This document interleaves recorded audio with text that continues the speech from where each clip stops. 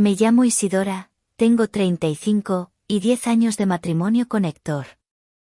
10 años en esta casa cerca del paseo marítimo en Málaga, aprendiendo que el tiempo no sana, solo cincela, arrugas, canas y, lo peor, borra el deseo, dejando solo costumbre. Mi cuerpo se niega a olvidar la pasión, mi protesta silenciosa. Pero Héctor, a sus 72, ya no arde. Él se ha ido a Sevilla a ver a su nieto. Me dejó con el vacío y el silencio. Pero hoy, la quietud se rompió. De abajo, el ruido del nuevo vecino, Mateo. Lo había visto, 23 años, hombros anchos, mirada cansada. Estaba en la cocina, con un vestido de punto, descalza. El estruendo me irritaba, pero me electrizaba, era el sonido de la fuerza. Todo cesó. Luego, el timbre. Mi corazón saltó. Me puse un batín de seda malva y abrí. Ahí estaba él, camiseta gris con polvo, pelo oscuro y húmedo. Olía a jabón, polvo y cuerpo de hombre. Ese aroma me golpeó. Disculpe el ruido, dijo con voz profunda. Se me rompió la broca para el hormigón. ¿Tendrá una mi esposo? Solo 2 agujeros. Pase, busquemos, exhalé. Entró, y el recibidor se hizo pequeño. Al intentar alcanzar la pesada caja de herramientas de Héctor en el trastero, mi vestido de casa se tensó. Déjeme ayudarla, resonó su voz justo detrás de mí. Sentí el calor de su cuerpo sin que me tocara. Al bajar la caja, nuestras manos se encontraron, la suya, fuerte y callosa, la mía, fresca y suave. Una descarga. Nos agachamos en el pasillo. Yo miraba sus manos, largas, seguras, manipulando las herramientas.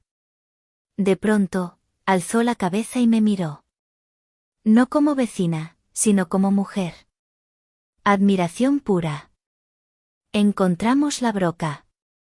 Al levantarse, me dijo, sin dejar de mirarme, gracias. Huele tan bien en su casa, a vainilla, creo. Lo había olvidado. Su comentario fue íntimo. Cuando se disponía a irse, se giró.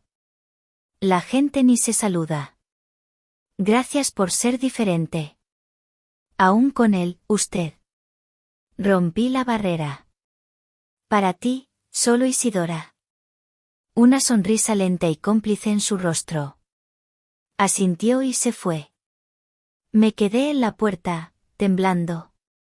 El zumbido del taladro regresó. Ahora era una promesa. Afuera, la tormenta rugía. En un relámpago, lo vi, su espalda ancha, caminando firme bajo la lluvia. La tempestad dentro de mí era mayor. Esa noche no dormí. Me acerqué al espejo. Me quité el batín y me puse un fino negligé de seda color noche. La mujer en el espejo me miró con otros ojos. No era la esposa, sino la mujer deseada. El pulso se aceleró. A la mañana siguiente, la ciudad estaba lavada por la tormenta. El aire olía a ozono y a sal marina. Era sábado, y Héctor no regresaría hasta el anochecer del domingo. Una eternidad. No podía quedarme encerrada. Me movía una impaciencia eléctrica, una mezcla de presentimiento y esperanza que me tiraba hacia la calle. Decidí vestirme no para alguien, sino para la nueva Isidora del espejo. Elegí un vestido de lino de un color terracota profundo, casi carmesí. Era simple, pero me sentaba a la perfección, ciñéndose a la cintura y abrazando las caderas. El escote, un delicado pico en V, sugería sutilmente el volumen de mi pecho, sin revelar demasiado. En mis pies, unas sandalias de cuña de esparto beige y tiras de cuero trenzado. Hacían mi andar ligero, casi volador, y el tobillo se veía particularmente fino. El único accesorio eran unos pendientes de plata grandes y gruesos, que se balanceaban con el ritmo de mis pasos. El toque final, pinté mis labios con un rojo cereza intenso. Un desafío. Una rebelión silenciosa. Salí a la calle con la excusa de ir al mercado de Atarazanas, aunque mis pasos me llevaron en dirección contraria, hacia la costa. El corazón me palpitaba tan fuerte que temía que su latido se oyera en toda la calle. Y entonces, lo vi. Por supuesto que lo vi. Él salía del portal justo cuando yo pasaba. Ya no vestía ropa de trabajo. Llevaba unos vaqueros sencillos y una camiseta blanca impoluta que enfatizaba su bronceado y el relieve de sus músculos. Se detuvo por un segundo al verme. Su mirada me recorrió lentamente, absorbiendo cada detalle, desde el tejido del vestido hasta la punta de mis dedos en las sandalias abiertas. En sus ojos no había vulgaridad, solo una admiración pura, no fingida, que me cortó la respiración. Isidora, se interrumpió, como si el apellido no importara. Usted está increíble hoy. Solo Isidora, le recordé con una sonrisa. Él me devolvió la sonrisa. Caminamos juntos, sin un destino claro, por el paseo arbolado que salía de nuestra calle. La conversación fluyó de manera natural, sin la rigidez de la noche anterior. Habló de sus sueños, ahorrar dinero, volver a México, su tierra natal, me explicó, y montar su pequeño taller de carpintería. Yo escuchaba y entendía que algo más nos unía, más que una simple atracción. Nos unía la sensación de estar acorralados, el anhelo por algo auténtico. En un tramo donde el pavimento de adoquines estaba particularmente desigual, tropecé. El tacón de la cuña se atascó entre las piedras, y habría caído si no fuera por su mano. Instantáneamente me sujetó por el codo. Me sostuvo un segundo más de lo necesario. Sentí su olor, que ya no era a jabón de obra y sudor, sino el aroma fresco y terroso de un perfume masculino, simple pero agradable. Su mirada se deslizó hacia abajo, hacia mis pies, hacia el tacón atrapado en el adoquín, y lo vi tragar saliva. Cuidado, Isidora, dijo en voz baja, con un tono ligeramente ronco. Llegamos al portal, y se instaló el silencio. Ninguno de los dos quería que ese momento terminara. En la fresca penumbra del recibidor, a salvo de miradas indiscretas, nos quedamos uno frente al otro. La tensión se hizo casi palpable, vibrando en el aire. Él miraba mis labios. Yo sabía lo que pensaba. Desde que me fui anoche, comenzó, con voz grave y contenida. No pude dormir. Solo pensaba en tu voz, y en cómo dijiste, solo Isidora, punto. Ese fue el Rubicón. Mi decisión, o retroceder a mi vida tranquila y segura, o dar un paso hacia lo desconocido, que me embriagaba. Tomé aire, reuniendo todo mi coraje. Lo miré directamente a los ojos. Héctor vuelve mañana por la tarde. Tengo una botella de buen vino de Rioja. Y no me gusta beber sola. Vi la chispa encenderse en sus ojos. Una sonrisa lenta y comprensiva curvó sus labios, borrando cualquier duda. No dijo nada. Simplemente me siguió al portal. El silencio que siguió al cese del taladro me pareció más ensordecedor que cualquier ruido. Me apoyé en la puerta de entrada, sintiendo un temblor. ¿Qué acababa de hacer? Una frase simple, llámame Isidora, había destrozado mi mundo habitual, como una piedra lanzada a un estanque. Las ondas se extendían, y ya no podía detenerlas. Fui a la cocina, me serví agua, pero el vaso me temblaba en la mano. Esperé. Esperaba que viniera a devolver la broca hoy, o que no lo hiciera. ¿Qué era peor? Cada ruido en el rellano hacía que mi corazón se detuviera. Un ascensor, pasos que pasaban de largo. Suspiré, y al mismo tiempo sentí una punzada de decepción. Me miré en el espejo del recibidor. Me devolvió la mirada una mujer con los ojos brillantes y las mejillas arreboladas. ¿Esa era yo? ¿La mujer esperando en la puerta como una adolescente? Pasaron 20, tal vez 30 minutos. Cuando un golpe en la puerta, suave, casi indeciso, sonó, di un respingo. Era él. Lo sabía. Lentamente, intentando calmar el temblor, abrí. Mateo estaba en el umbral. Se había cambiado, una camiseta negra limpia que resaltaba la amplitud de sus hombros. El pelo, húmedo de la ducha. En la palma de su mano me ofrecía la pequeña broca. La excusa había desaparecido. Solo quedábamos nosotros, un hombre y una mujer en el marco de una puerta. Aquí está. Gracias de nuevo, Isidora. Dijo mi nombre como si lo estuviera saboreando. Sin apellido. Sonó atrevido, increíblemente íntimo. El aire entre nosotros se espesó, se hizo denso. Podría simplemente haber tomado la broca, agradecido y cerrado la puerta, volviendo a mi prisión segura. Pero la mujer del espejo con los ojos ardientes ya había tomado su decisión. No te apresures, mi voz no la reconocía. Era baja, con un ligero ronroneo. ¿Por qué no pasas? Tengo. Me trabé. La palabra se me quedó atascada. Héctor no vuelve hasta mañana por la noche. Hay buen vino. Y beber sola da mala suerte. Vi cómo algo cambiaba en sus ojos. La comprensión. Lentamente, retiró la mano con la broca al bolsillo de sus vaqueros y cruzó el umbral. La puerta se cerró suavemente tras él, aislándonos del resto del mundo. El punto de no retorno. Entramos en la cocina en un silencio atronador. Saqué de la barra una botella de vino tinto Rioja Crianza y 2 copas altas de cristal fino.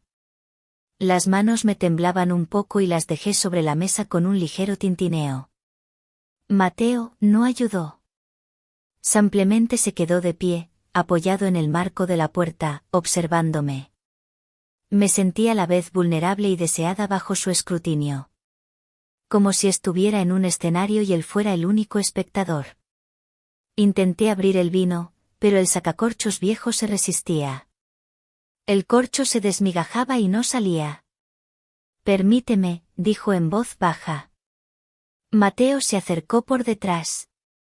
Su mano se posó sobre la mía, que agarraba el sacacorchos. Era grande, cálida, y segura. Me quedé inmóvil, aspirando su olor, cuerpo limpio, el ligero aroma a gel de ducha. Sus dedos se cerraron sobre los míos y, con un movimiento fluido y fácil, tiró del corcho. El pop resonó en el silencio de la cocina como un disparo de salida. Serví el vino en las copas, evitando mirarlo. Nos sentamos a la mesa. A veces me siento en mi silencio, dijo de pronto, mirando el líquido rubí en su copa. Y escucho cómo fluye la vida en tu piso. El sonido de la televisión, las voces, y en el mío siempre hay silencio. Demasiado silencio. Fue una confesión, simple y desarmadora.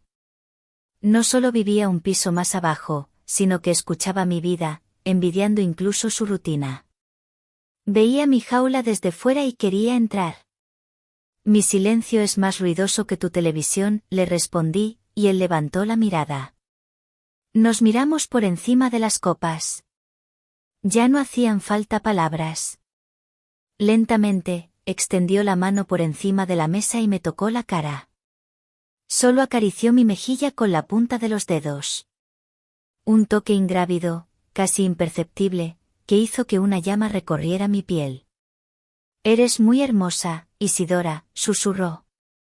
Cansada, pero tan hermosa. No solo vio a la mujer, vio mi anhelo.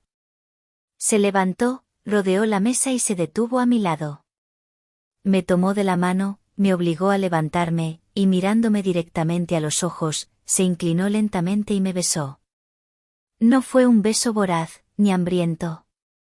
Fue tierno, exploratorio. Al principio, solo un leve roce de labios, luego, más insistente, más profundo. Me besó como quien calma una sed que ni siquiera sabía que tenía. Mis manos, por sí solas, encontraron el camino hasta su cuello, mis dedos se hundieron en su cabello corto y húmedo. Lo atraje hacia mí, respondiendo al beso con toda la pasión olvidada e inútil que había dormido en mí durante años. El mundo se redujo a ese beso, al sabor de sus labios y a la fuerza de sus manos en mi cintura. Comprendí que me estaba cayendo.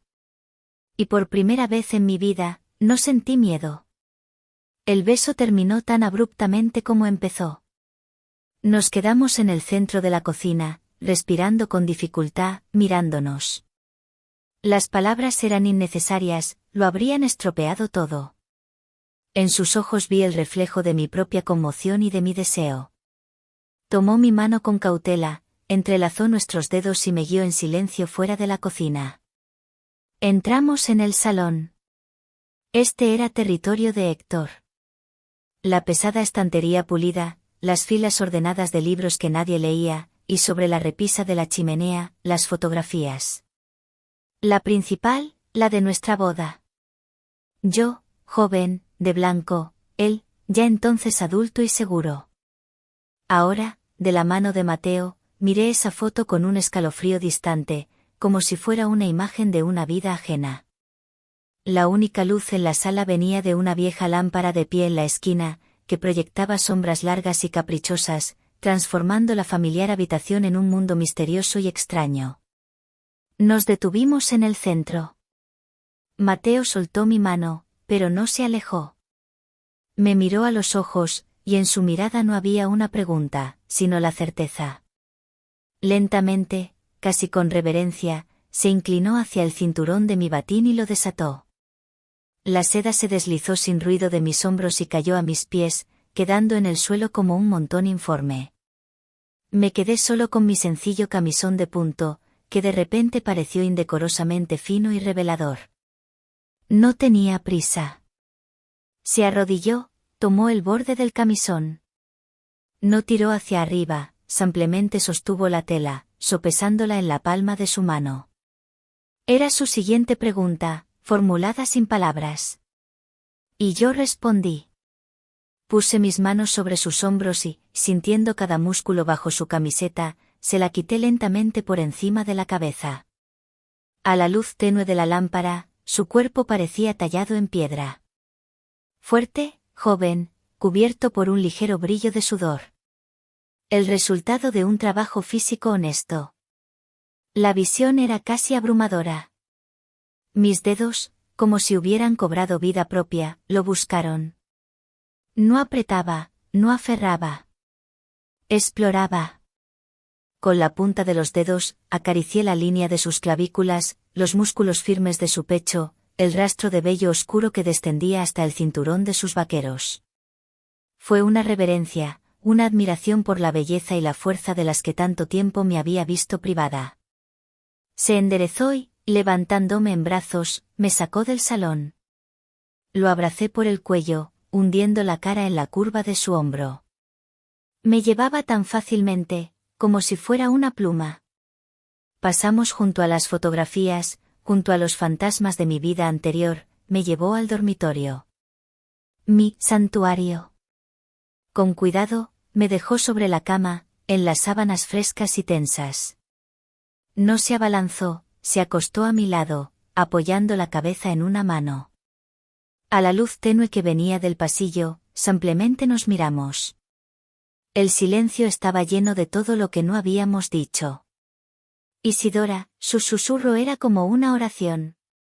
Y luego, él entró en mi mundo. No como un conquistador, sino como el invitado largamente esperado al que por fin se le abre la puerta. No pude contener un suspiro ahogado, no de dolor, sino de alivio. El vacío que había vivido en mí durante años, que había aprendido a ignorar, comenzó a llenarse de una calidez viva y abrasadora. Mi cuerpo, que había olvidado la caricia verdadera, respondió al instante. Respondió como la tierra seca y agrietada responde a la primera lluvia de verano. Cada uno de sus movimientos era lento, seguro. No era lujuria burda, era un diálogo. Cada caricia era una pregunta, y cada temblor mío, cada gemido ahogado en la almohada, era una respuesta. No se apresuró. Escuchó mi cuerpo, lo leyó como un libro perdido que finalmente había encontrado. Tocó profundidades de mi alma cuya existencia yo misma ignoraba. Cuando todo terminó, nos quedamos enredados en las sábanas. El aire era pesado y húmedo. Giré la cabeza en la almohada y sentí como una lágrima se deslizaba por mi mejilla. Una, única. No era una lágrima de dolor ni de culpa, era de liberación. Un terremoto que había derribado todo para que algo nuevo pudiera crecer sobre las ruinas. Mateo vio la lágrima. No preguntó qué sucedía. Simplemente se irguió sobre un codo, se acercó y, muy despacio, con la punta de su pulgar, la secó de mi mejilla. Me miró con tanta ternura, con tanta comprensión, que mi corazón se encogió. En ese momento íntimo y silencioso, comprendí que esta noche no era solo una infidelidad. Me había cambiado de forma irreversible, y el camino de vuelta ya no existía. Permanecimos acostados en el silencio que siguió a la tormenta.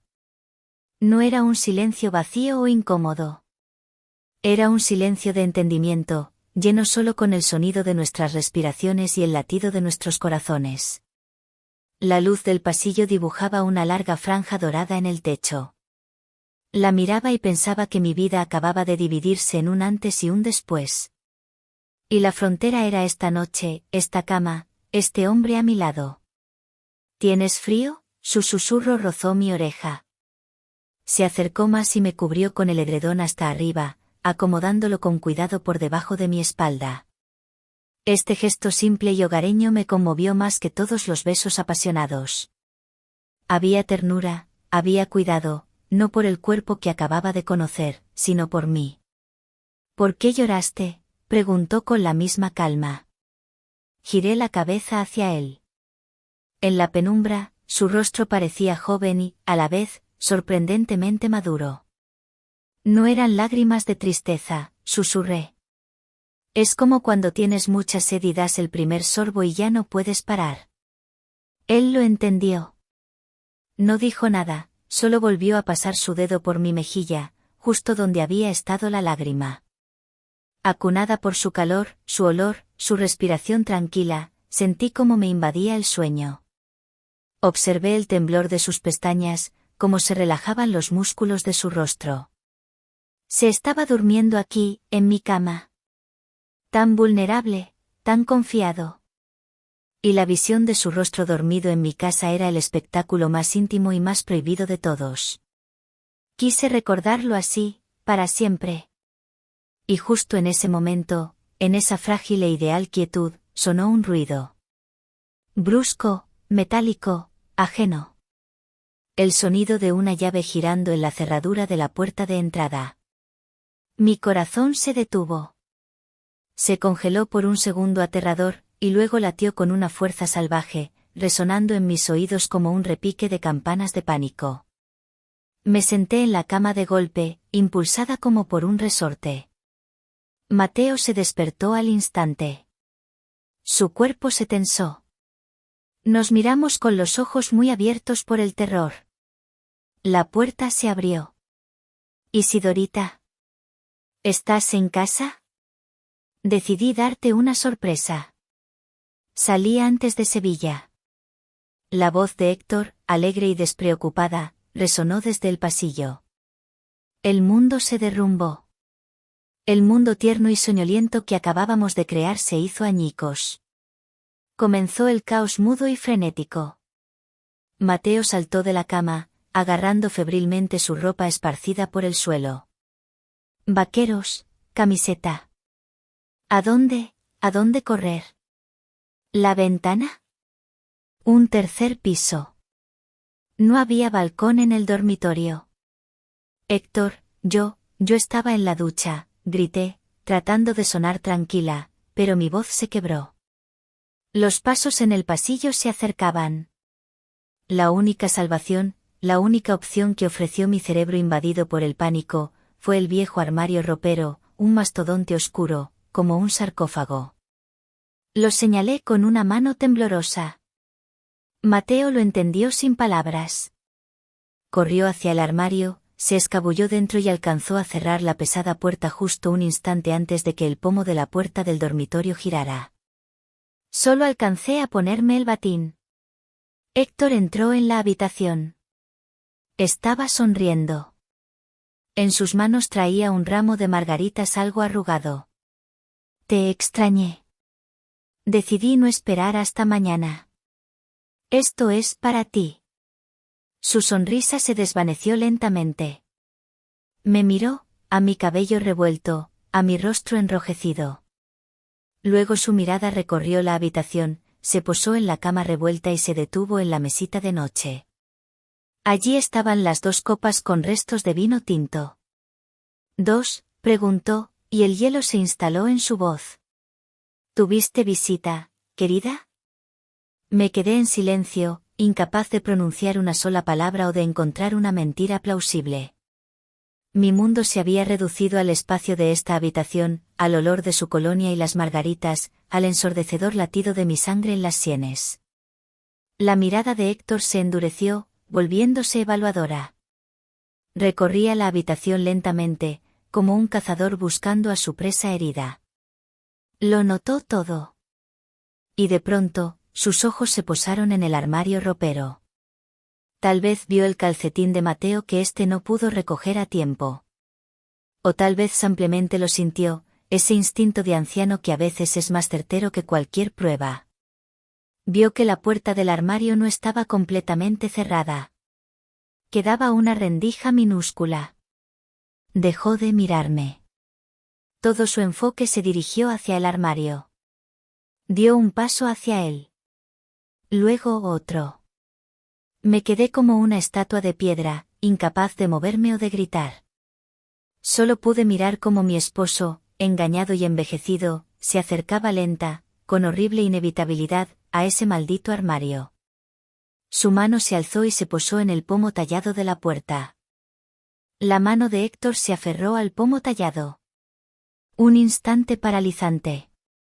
Yo era la nueva Isidora, la que había encontrado su fuego. Héctor, mi voz fue un ladrido. Le rompí la concentración. ¿Qué haces aquí? Venías mañana. Su rostro se torció. ¿Quién bebe contigo? No mientas. Estaba sola, dije con voz firme. Me serví 2 copas para brindar por ti. Por nosotros. ¿Y la cama? Gritó, señalando el desorden. Yo he dormido aquí, Héctor, le respondí. He dormido bien por primera vez en años. Sus ojos dudosos volvieron al armario. Sabía la verdad.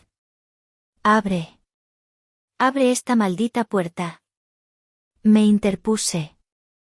No vas a abrir nada. ¿Hay alguien dentro? Dime que hay alguien. Sí, dije. Sí, hay alguien ahí. Hay muchos, alguien, hay. Todo lo que me has negado, la pasión, el deseo, la juventud. Él se paralizó. Comprendió que el armario contenía la muerte de su matrimonio. Dio un paso atrás, tropezando con las margaritas. Me he cansado del silencio, le dije. Y no voy a volver a él. Mateo. El nombre escapó. En ese instante, del armario, se oyó un estornudo ahogado. La mentira estalló. Sal, maldito. Sal de ahí, rugió Héctor. Mateo salió. Los 3 nos miramos. Héctor tomó el viejo sacacorchos de la mesita. Fuera de mi casa, siseó a Mateo. Mateo miró a Isidora con tristeza y se dirigió a la puerta. Al pasar, Héctor lanzó el sacacorchos con furia. Falló a Mateo, pero destrozó el espejo del pasillo con un clac sordo. La puerta de entrada se cerró. Fui al armario. Saqué el calcetín negro olvidado de Mateo. Caliente y suave. Lo sostuve con fuerza. ¿Por qué?, preguntó Héctor, con voz de dolor. Porque tú ya no me veías, le dije. Me miró a los ojos y me vio, por primera vez, a la mujer que había perdido. El silencio se llenó de cristales rotos.